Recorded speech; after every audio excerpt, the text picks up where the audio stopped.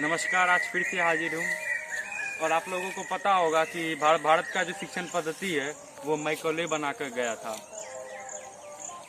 उस शिक्षण पद्धति में भी एक काला चीज़ है, वो चीज़ है कि हमें अंग्रेजी भाषा में पढ़ाई जाती है। अंग्रेजी भाषा कहाँ की भाषा है? विदेशों की भाषा है। तो हम क्यों पढ़ें? सही बात है। हमें हिंदी आनी चाहिए, संस्कृत आनी चाहिए, मराठी आनी चाहिए, तेलंगाना वाला के तेलुगु आनी चाहिए, उड़ीसा वाला का उड़ी आना चाहिए। हमें अंग्रेजी क्यों आनी चाहिए? और आपको लगता होगा कि हर एक विकसित देश में अंग्रेजी भाषा ही बोली जाती है। तो मैं आपको बता दूं, यूएन में 200 प्लस कुछ सदस्य जुड़े हुए, मात्र 14 से 15 देशों में मात्र अंग्रेजी बोली जाती है। वो 14-15 देश अंग्रेज के ही गुलाम थे। न्यूजीलैंड, कनाडा, अमेरिका, ये सब किसके गुलाम थे? अंग्रेज के गुलाम थे। और आपको ये जानकर ताज्जुब होगा कि 5वीं शताब्दी में तो ये भाषा बनी है। 5वीं शताब्दी में पहले इंग्लैंड में लैटिन बोला जाता था। ये लैटिन से, जर्मनी से, संस्कृत से, हिंदी से, मतलब इस सब की मिलाकर एक खिचड़ी बना दिया गया है। वही आज हम लोग पढ़ रहे हैं, रट रहे हैं। और इस भाषा की मूलतः 1000 कुछ शब्द है, बाकी सब खिचड़ी जो बनाकर लाए थे बस वही शब्द है। आप समझिए ना, जिस भाषा में बोलने के लिए, रिश्ते को बोलने के लिए नाम ना हो, अंकल क्या है यार, चाचा ना, फूफा, मौसा, मतलब सबके सब अंकल, और एक मिला जुला कर एक शब्द बना दिया गया है आंटी। आंटी में चाची, मौसी, मतलब सबके सब उसमें काकी, सब उसमें आंटी मांगी। मतलब जिस शब्द को बोलने के लिए, जिस भाषा में शब्द को बोलने के लिए कोई शब्द ना बचाओ, कोई पारिवारिक नाम को बोलने के लिए, वो कैसी भाषा है? एक शब्द है ब्रदर इन लॉ, जीजा है कि साला है कोई पता नहीं है। और हमारे यहाँ कोई बोल देगा ये मेरा जीजा है, ये मेरा साला है, सब पहचान जाएगा इसका कौन है, ये सब पहचान जाएगा। एक फैशन चल गया है कि बाप का नाम रामदयाल, उसकी पत्नी का नाम गायत्री, और बेटे का नाम टिंकू। यार ये रामदयाल और गायत्री से टिंकू कैसे यार आ गया? आपको पता है टिंकू का अर्थ क्या है? अंग्रेजी भाषा में आपको लोग खोजिएगा तो पता चलेगा। अंग्रेजी की डिक्शनरी में टिंकू का अर्थ है आवारा लड़का, जो माता पिता की बात का मानते हो। उसे हम लोग टिंकू रख रहे हैं, बबलू, डबलू, टिंकू। क्या है यार? संस्कृत में, हिंदी में भाषा की कमी पड़ गई है क्या, जो झूठ मूठ का भाग रहे हो उस भाषा की ओर? और भारत में आजकल जो कविताएं पढ़ाई जा रही है वो कुछ इस प्रकार के, rain rain go away, come again another day. इसका आप मतलब जानोगे तो मेरे ख्याल से स्टूडेंट को नहीं पता होगा, वो तो रट्टा मार लिए हैं, लेकिन टीचर उसका मतलब शायद जानते होंगे, नहीं भी जानते होंगे, लेकिन अधिकतर टीचर जानते होंगे। तब उनसे पूछिएगा, मैं बताता हूँ उसका मतलब क्या है।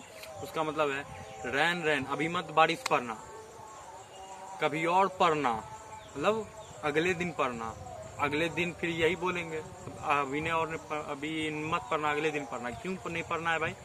मुझे खेलना है। ये इंडिया का पोयम नहीं है, ये भारत का भाषा नहीं है, ये भारत का कविता नहीं है।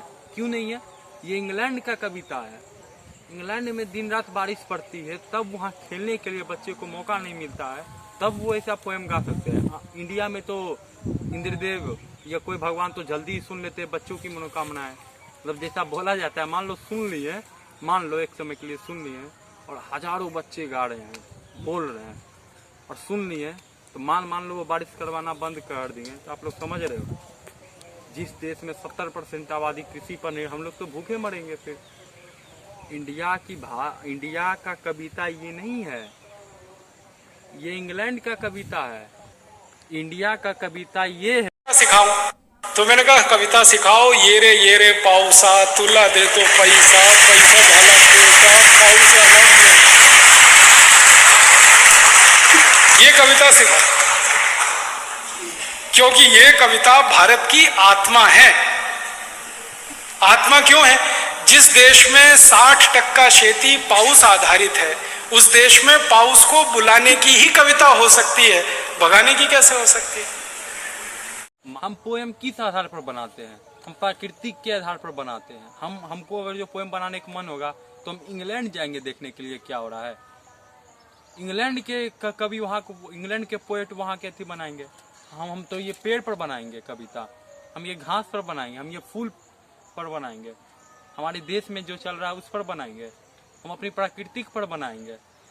एक बात ध्यान रखना, महर्षि कालिदास ना इंडिया में पैदा हो सकते थे, हिंदुस्तान में पैदा हो सकते हैं, भारत में पैदा हो सकते हैं, परंतु इंग्लैंड में कभी नहीं हो सकते हैं पैदा, जो बारिशों की इतनी अच्छी तरह से व्याख्या करता हो।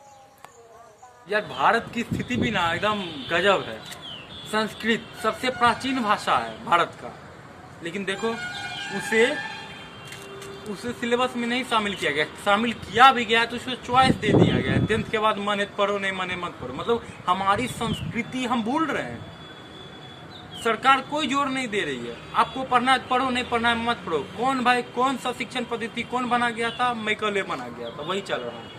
और आप इंग्लिश देखोगे, इंग्लिश आप BA कर लिए हो, एग्जाम आपको देना है, 12 के बाद एग्जाम आपको देना, अच्छा एग्जाम में आपको इंग्लिश पूछेगा, संस्कृत आपसे नहीं पूछेगा।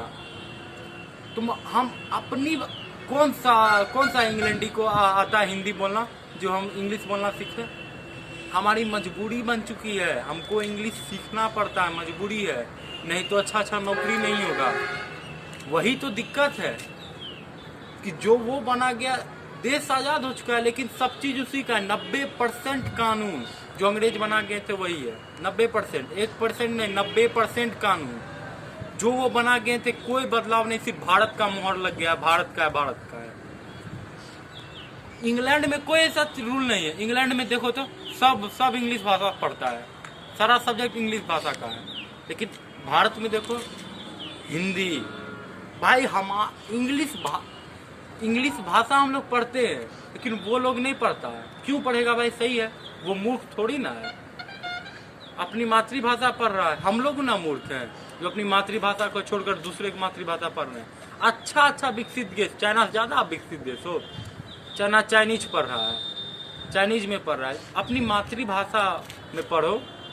और हमारी अब भी तो मजबूरी बन चुकी है, नहीं पढ़ोगे तो सरकार अच्छी नौकरी नहीं देगी, अच्छा जॉब नहीं देगा। तो पढ़ लो, थोड़ा बहुत पढ़ लो, जितना जरूरी है, लेकिन वैसा भी नहीं कि हम अपनी संस्कृति को भी भूल जाए। और मेरे ख्याल से कोई ना कोई ऐसा जरूर आएगा जो इस पूरे सिस्टम को बदलेगा। मिलेंगे किसी और वीडियो पर।